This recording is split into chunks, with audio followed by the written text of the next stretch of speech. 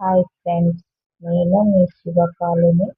Special rangoli 3 చుక్కలు 3 వరుసలు ముగ్గు వచ్చేసి లైన్స్ గీసుకొని రౌండ్ సర్కిల్ వేసుకొని సర్కిల్ మొత్తం ఫినిష్ అయినాక లోపల మనం ఒకటే సింగిల్ కలర్ యూజ్ చేసినాం. కలర్ మొత్తం డబ్బా షేప్లకి సేమ్ కలర్ ఇచ్చినాం.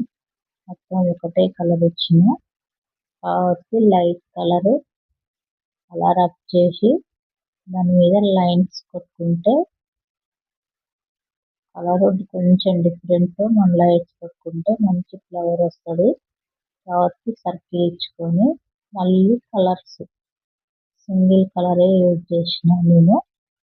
మొత్తం వీ షేప్లకు మొత్తం సింగిల్ కలర్ యూజ్ చేసిన.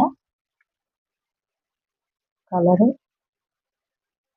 ఒకటే కలర్ యూజ్ చేసి మళ్ళీ నేను కొంచెం దగ్గర ఉన్న కలర్తో మళ్ళీ లైన్స్ ఇలా గీసుకోవటం వల్ల ముగ్గు మంచి లుక్ వస్తుంది, గ్రాండ్నెస్ వస్తుంది.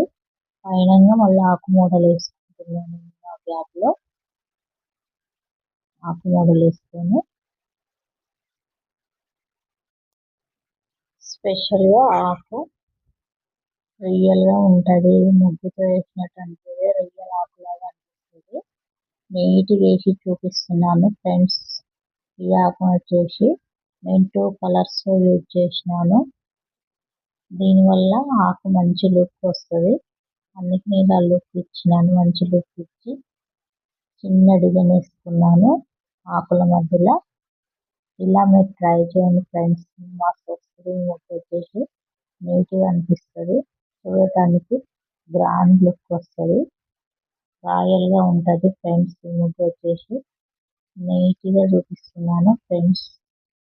సింపుల్ రంగోలి స్పెషల్గా వాకిలికి అందం తెచ్చే ముగ్గు. ఈ ముగ్గు వచ్చేసి చూడగానే అనిపిస్తుంది, కానీ వేయడానికి స్లోగా వేసుకోవచ్చు.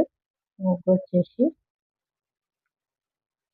సింపుల్గా స్లోగా వేసుకోవచ్చు. ఆ గ్యాప్లో మళ్ళీ నేను ఎల్లో ఇచ్చి సర్కిల్ ఎల్లో ఇచ్చి చిన్న ఫ్లవర్ ఇచ్చుకున్నా. మళ్ళీ ఆ గ్యాప్ మొత్తం ఇలా ఫ్లవర్తో నింపుకున్నాను.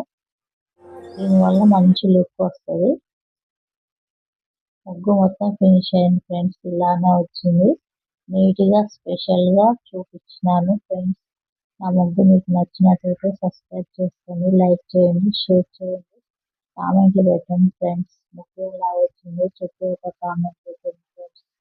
నా ముగ్గు బాగుంటే ఒక కామెంట్ ఇవ్వండి ఫ్రెండ్స్. ఒక లైక్ ఇవ్వండి ఫ్రెండ్స్.